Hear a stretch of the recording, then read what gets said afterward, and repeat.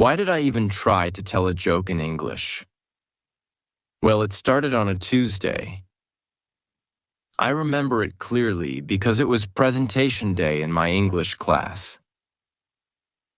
Everyone had to stand in front of the class and introduce themselves. Name, hobbies, favorite food, you know, the usual. But me, I wanted to be different. I thought, if I start with a funny joke, people will remember me. Sir, I had just watched a YouTube video called How to Be Funny in English, Even If You're Not. So obviously, I felt ready. Dangerously ready. I picked a short joke, simple, clean. I practiced it 5 times in front of the mirror. Even my little brother laughed, although I'm still not sure if he was laughing with me or at me. But in my head, I was already imagining the moment. I'd say the joke. The room would explode with laughter. And my teacher would say, You are a natural speaker. Yeah, that didn't happen. I need to tell you what the joke was. And why I thought it was so hilarious. Okay. Are you ready for the joke? Here it is. I stood in front of the class. Everyone was quiet. My heart was doing jumping jacks inside my chest. I smiled and said, Hi everyone, my name is Rico, and today I want to start with a joke. A few people smiled politely. I took a deep breath and said, Why don't scientists trust atoms? A pause. Nobody answered. So I continued confidently. Because they make up everything. Silence. Blank faces. Someone coughed. My teacher blinked. That's when I realized nobody got it, and I panicked.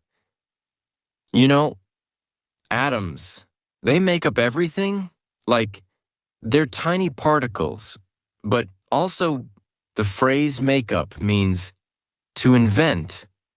I was explaining the joke, which is the #1 rule you should never break when telling a joke. Explaining a joke is like telling someone the magic trick after it fails. It's no longer funny, it's just sad. At that point, I just smiled awkwardly and said, Okay, anyway, my hobbies are drawing and playing guitar. Let me tell you, nothing feels longer than 5 seconds of silence after a joke you thought would be a hit. But don't worry. The story doesn't end there. After I finished my presentation, I walked back to my seat, pretending everything was fine. You know that feeling when you try to look calm, but your ears are burning, and your brain is screaming. Why did I say that? Why did I think I could be funny? In English?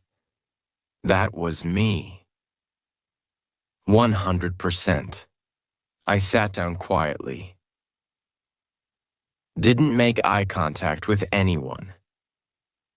Didn't smile. Didn't even look at the teacher. I just stared at my notebook, hoping I could teleport to another universe. But, of course, that didn't happen. Instead, I had to sit through 10 more presentations, each one making me think, wow, they're so normal. They just said their name and hobbies. Why did I try to be a stand-up comedian?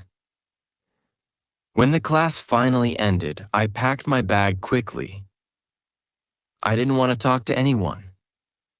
I didn't want pity. And I definitely didn't want someone to say, "Hey, nice try, but your joke was kind of weird." But just as I was about to leave the classroom, someone tapped me on the shoulder. It was Emma, one of the students who always sat near the back. She was quiet, but she had this kind smile that made you feel safe. She said, "Hey, I actually liked your joke." I blinked. "Really?" I asked, surprised. "Yeah," she smiled. "I mean, I didn't get it at first, but later I thought about it and went, oh, because atoms make up everything." She laughed a little. "It's actually pretty clever."